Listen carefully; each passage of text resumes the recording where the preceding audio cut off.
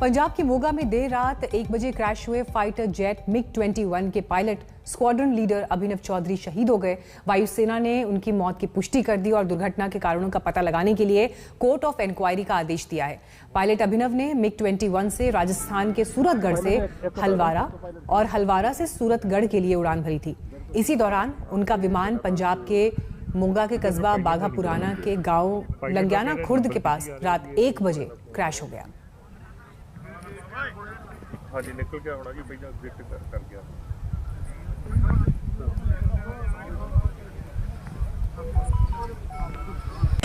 दुर्घटना को लेकर जांच के आदेश दे दिए गए हैं। वायुसेना की तरफ से भी इस बात की पुष्टि कर दी गई है, लेकिन जिस समय देर रात जब यह हादसा हुआ तो अचानक जब हालात ऐसे बिगड़ते दिखाई दिए तो जो आसपास रहने वाले लोग थे वो भी फौरन घटनास्थल तक पहुंचे, लेकिन स्क्वाड्रन लीडर अभिनव चौधरी इस हादसे में नहीं रहे। पायलट का नहीं पता लग गया, पायलट का कह रहे। और आइए बढ़ते हैं आगे और अब आपको दिखाते हैं उत्तराखंड के दूर दराज क्षेत्रों में कोविड को लेकर कैसे हैं इंतजाम और क्या हैं जमीन पर हालात।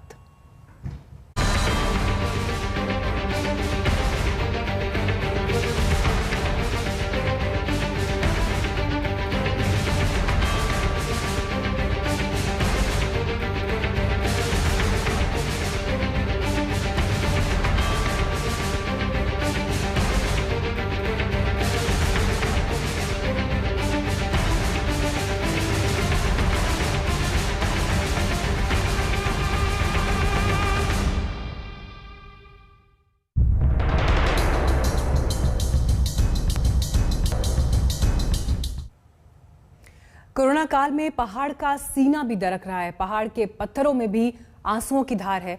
मौत पर मौत से उत्तराखंड के गांव में मातम मचा है। अल्मोड़ा में पहले महामारी ने जकड़ा, फिर इलाज नहीं मिला तो लोग तड़प तड़प कर वहां मर गए। जान चली गई तो शमशान घाट पर अंतिम संस्कार से महरूम रह गए। इन लोगों को दूर के जंगलों में अंतिम विदाई दी गई। अल्मोड़ा से देखिए हमारी सहयोगी ऐश्वर्या पालीवाल की यह खास रिपोर्ट।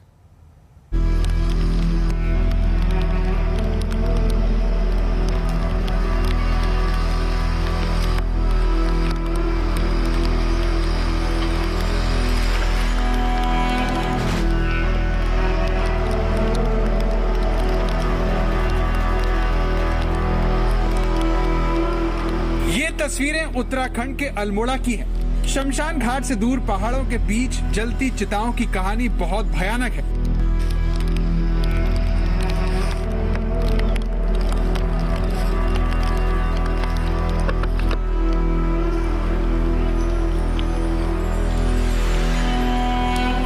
उत्तराखंड में जो रूरल इलाके हैं, जो गांव के इलाके हैं, वहां पे हालत इतनी खराब है कि दिन पर दिन मौत का आंकड़ा बढ़ता जा रहा है और स्थिति इतनी गंभीर हो चुकी है कि शव जलाने के लिए अब कई सारे जो गांव वाले हैं वो ऐसे खुले इलाकों में जंगल के बीच में आके शव को जला रहे हैं। एक कारण जो कई लोगों ने आज तक को बताया वो ये भी है कि जहां पे नॉर्मल शव जलाए जा रहे हैं, जहां नॉन कोविड बॉडीज जा रही हैं, एक तरीके का स्टिग्मा जो लोगों के साथ अटैच हो चुका है कि कोविड था यहाँ पे, ये शव जो है ये उस इंसान की है जो कोविड पॉजिटिव था। इसके चक्कर के अंदर अलग अलग जगहों पे गांव वाले जो हैं जंगलों के बीच के अंदर ला रहे हैं और यहाँ पे अब शव जलाए जा रहे हैं। कहीं ना कहीं गांव वालों को ऐसा भी लग रहा है कि टीकाकरण तो गांव के अंदर चालू ही नहीं हुआ है और दिन पर दिन केसेस बढ़ते जा रहे हैं, मौत का आंकड़ा भी बढ़ता जा रहा है। न वक्त पर दवाई मिली, न इलाज मिला और मृत्यु के बाद न घाट पर अंतिम संस्कार। देवभूमि की यही आपबीती महामारी में मारे गए लोगों के रिश्तेदार सुना रहे हैं। अब लेके आते हैं, फिर वहाँ वो भर्ती करा देते हैं और फिर एक जना वो मरीज के साथ तो रखते नहीं है वहाँ, तो वही दवाई पानी वही करते हैं। जब आप लोग शव को लेके आते हैं, हाँ जी, तो कैसे रात करके लाते हैं? पूरा क्या रहता है, प्रक्रिया क्या रहती है? जब शव को लाते हैं तो वो गाड़ी में डालते हैं, हम इनकी गाड़ी आती है, अब हम तो अपनी गाड़ी में आते हैं, तो उस हिसाब से लाते हैं शव। स्थानीय लोगों के मुताबिक गाँव में घर घर तक कोरोना संक्रमण दस्तक दे चुका है। 35 साल के मुन्ना लाल के लिए पिछले 10 दिन बुरे सपने की तरह थे। स्वास्थ्य सुविधाओं के अभाव में पिता की मृत्यु हो गई। सिर्फ अल्मोड़ा में बीते एक हफ्ते में 40 से ज्यादा मौत हो चुकी है। ग्रामीण इलाकों का हाल ये है कि कोरोना से संक्रमित 90% मरीज अपने घरों पर आइसोलेशन में रहने को मजबूर है, यानी सब कुछ भगवान भरोसे है।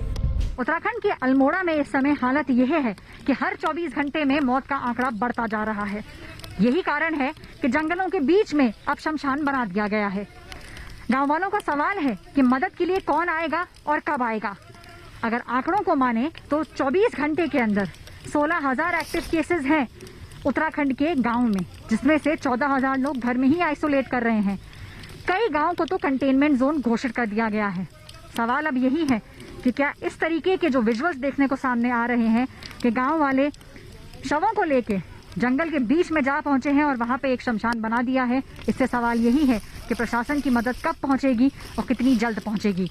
गांव वालों का मानना है कि अगर मदद जल्दी नहीं मिली तो मौत का आंकड़ा बहुत तेजी से बढ़ता हुआ नजर आएगा।